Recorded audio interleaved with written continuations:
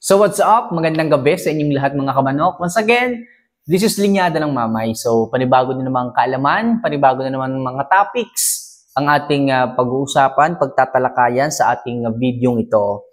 Muli ang ating segment ay magagaling na ulit sa ating mga subscribers dahil kayo yung aking priority, kayo yung aking inuuna, kayo po ang aking mga sasagutin. So sa mga nag-comment, okay, chill lang po kayo. Sagutin na po natin Huwag na natin masyadong patagalin pa to. Ito yung unang katanungan galing kay Chito Bugay. Ayan.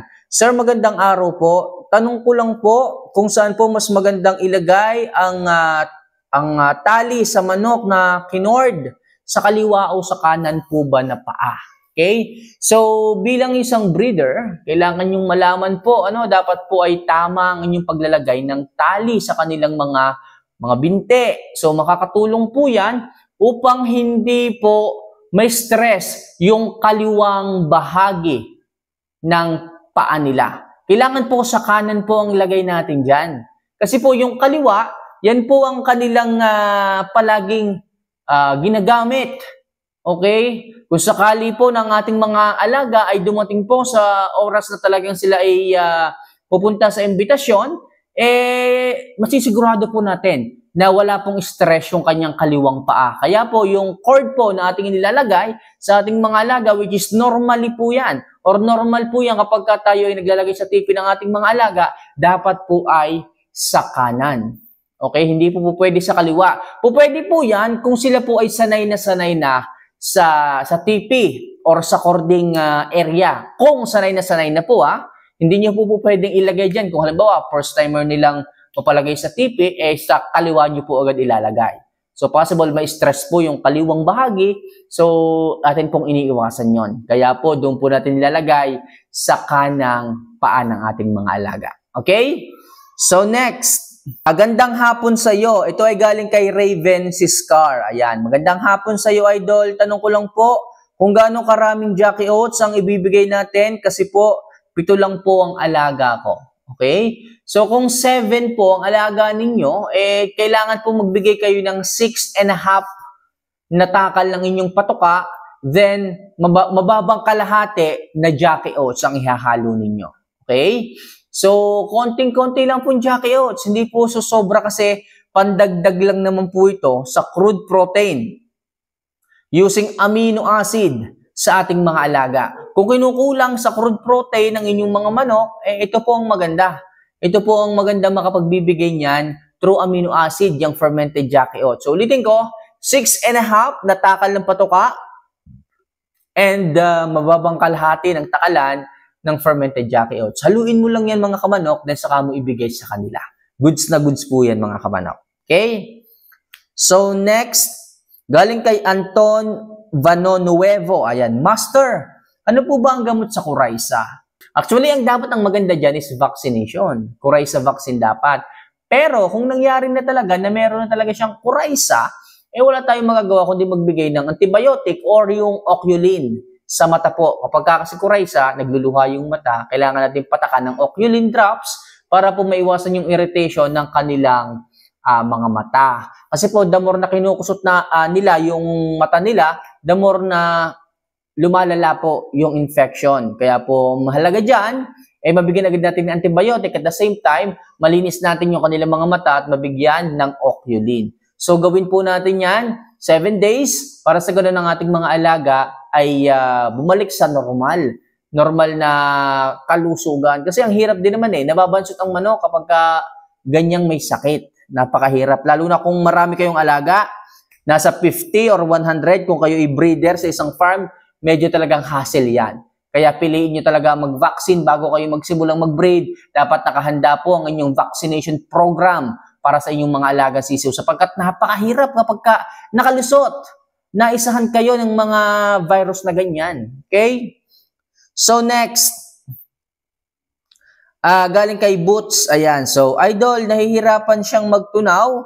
Ano po ang magandang gawin? Wala pa kasi akong experience sa ganito. So, sa mga alaga natin na hirap magtunaw, dapat po ang ibigay natin yan is Voltflex. So, yan po yung nagbibigay ng mabilis na panunaw sa ating mga alaga. It turns the feeds into energy, ika nga. So, para mas mabilis ang pagtunaw ng ating mga alaga, kung medyo bumabagal ang panunaw nila dahil sa pabagong panahon, uulan, iinit.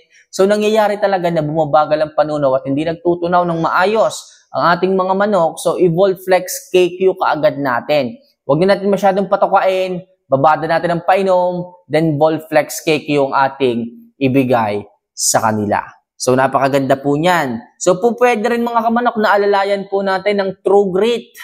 Okay, kung sakali okay na siya, after feedings, kinabukasan, bigyan natin ng True Grit para sa ganun maalalayan po yung panunaw ng ating mga alaga. Okay? So, next,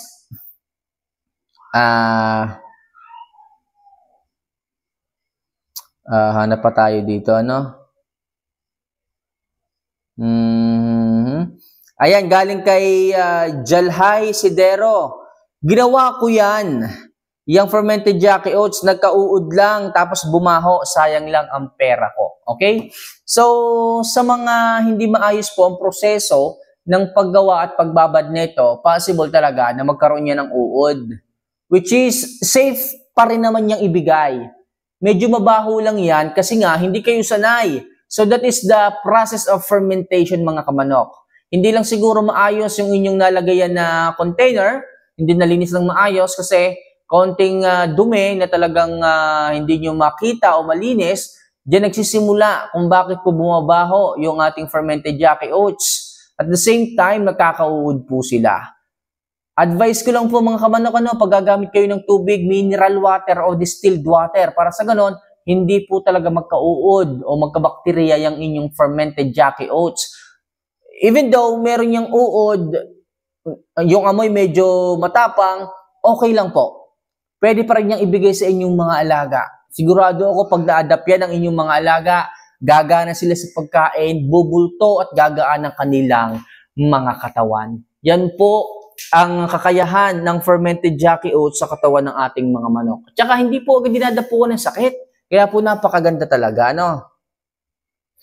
So next, galing kay Yaki Dorado. Ayan. So idol, pwede na po ba na hindi hugasan ng fermented Jackie Oats kung magpapakain tayo sa ating mga manok? Hindi po talaga hinuhugasan yan.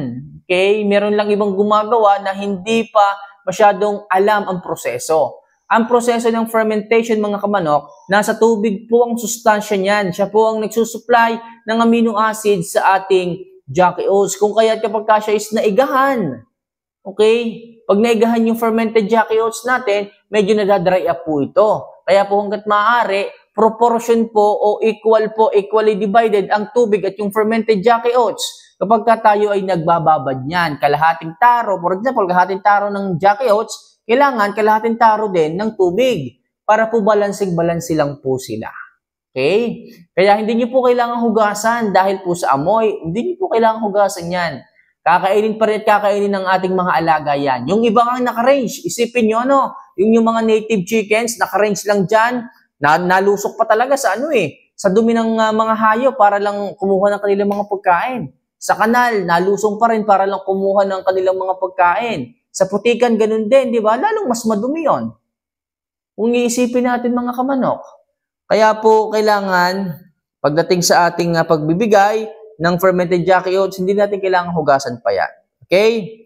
So next, from Angelo sa Unil. Ayan, idol, sana, saan makakabili ng Jackie Oats? Wala kasi dito sa Painanan, Baras Rizal, 75 years old na po ako, baguhan lang mag-alaga ng manok. Okay? So tayo, maraming salamat po at nagtiwala po kayo sa akin.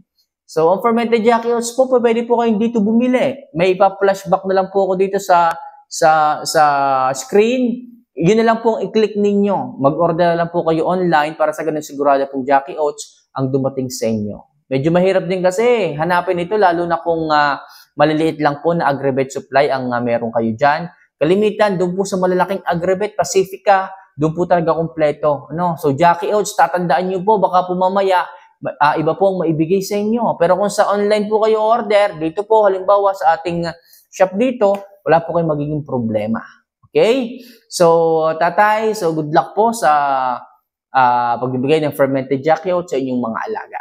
So, yun lang muna sa ngayon mga kamanok ang ating topic. Sana kahit pa paano, natulungan ko kayo nabigyan kayo ng idea tungkol sa mga topic sa pagmamanok. Sa mga nasagot ko dyan, ang kanilang katanungan, kung mapapanood nyo to, mag-comment naman kayo.